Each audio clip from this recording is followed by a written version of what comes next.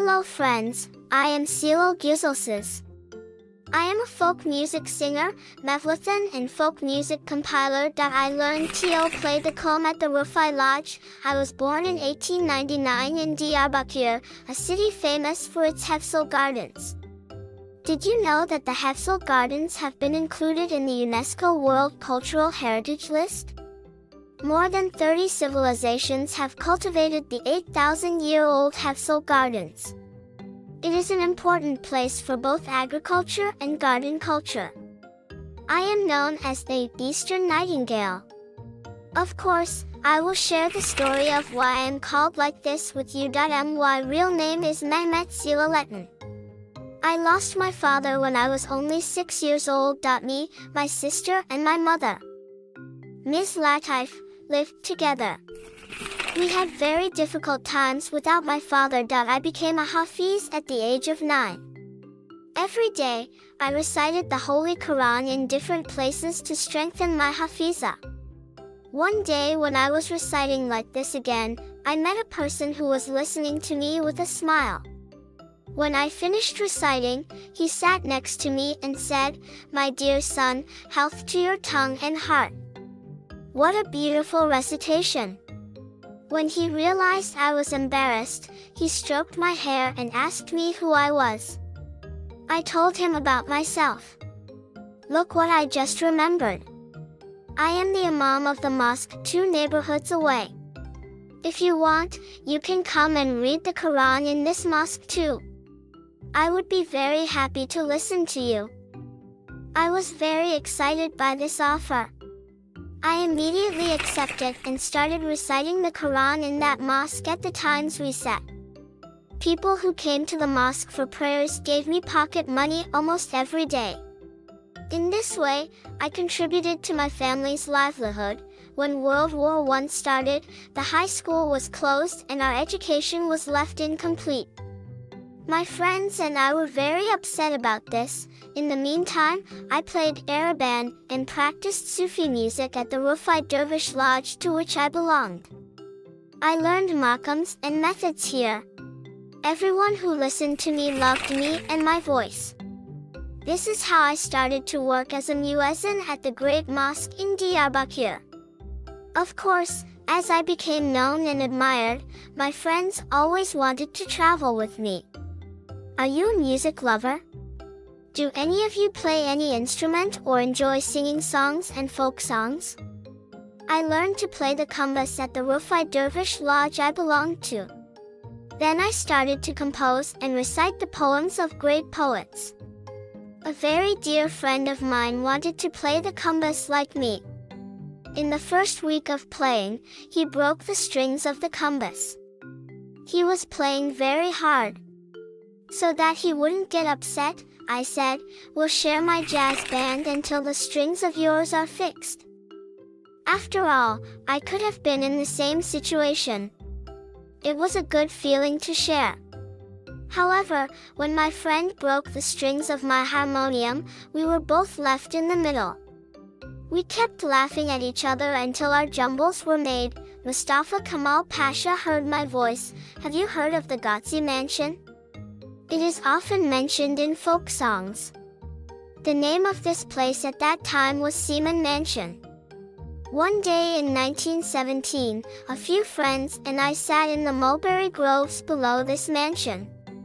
We sang songs, folk songs, and chatted. Mustafa Kemal Pasha, who was in Diyarbakir at the time, heard our voices. He came to us. He asked us, "Which one of you was singing those folk songs?" I was singing them. I said, scared. I suddenly felt as if I had done something wrong and was caught red-handed. "What's your name?" he said. Ha, he's going to find out my name and tell my misdemeanor like that, I thought to myself. "Mehmet Celal," I said helplessly. I was scared, but then the conversation didn't go the way I thought it would. He asked if I could read it for him too. Of course I read it with pleasure. I sang a lot that day and Mustafa Kemal Pasha thanked me. After doing my military service in Lice, I became a civil servant in 1924 and married Mrs. Nevriat. Because I worked regularly and hard, I became very good at my job as well as in music. I never left music during my civil service. I continued with religious music. I compiled folk songs and folk songs that were sung among the people. I also adapted the works sung in Kurdish into Turkish and added them to my repertoire. Thus, I brought our folk songs that were about to disappear back to our culture. My fame eventually reached Istanbul. Opportunity does not come every time. One day, the owner of one of the record labels I met in Istanbul said he was going to surprise me. He took me to Dolmabahce Palace and introduced me to Mustafa Kemal. I remembered him from the Mulberry Grove at Gazi Mansion and was excited.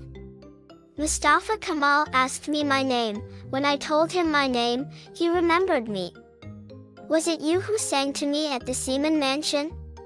At that moment, Ataturk smiled and introduced me to the crowd in Dolmabahce Palace. He listened to my songs again. When Ataturk learned that I had been a muezzin before, he asked me to tell him about the Prophet. He was very impressed and congratulated me. He asked the Columbia Record Company official to record the Maulid I recited on a record.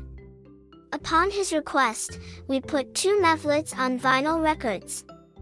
It was time to decide what to write on the records.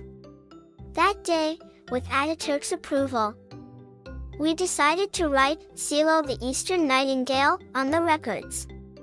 I always carried this title after that. Everyone knew me as such. Artists and friends in Istanbul said, "You are known here now. You will become even more recognized and earn a lot of money. Don't go back to Diyarbakir, stay here." In 1943, together with a few friends, we founded the Diyarbakir Folk Music Society.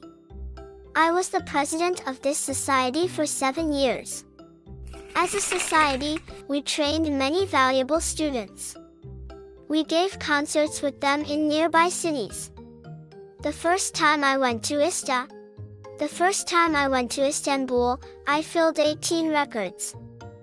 I have been singing songs, folk songs, hymns, poems, and long airs for as long as I can remember, and I have loved it very much.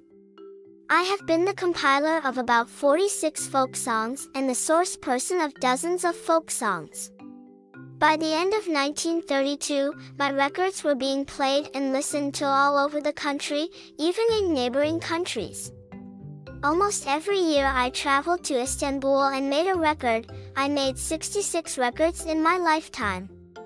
I retired from civil service in 1950, but I did not give up music. In 1956, I became the chief muezzin of Ulu Cami, a position I held for the rest of my life. Friends, you can take care of our music culture in other ways besides contributing to it by producing. Listening to our folk songs and passing them on to future generations is also protecting our culture. I will be very happy if you listen to the folk songs I have compiled.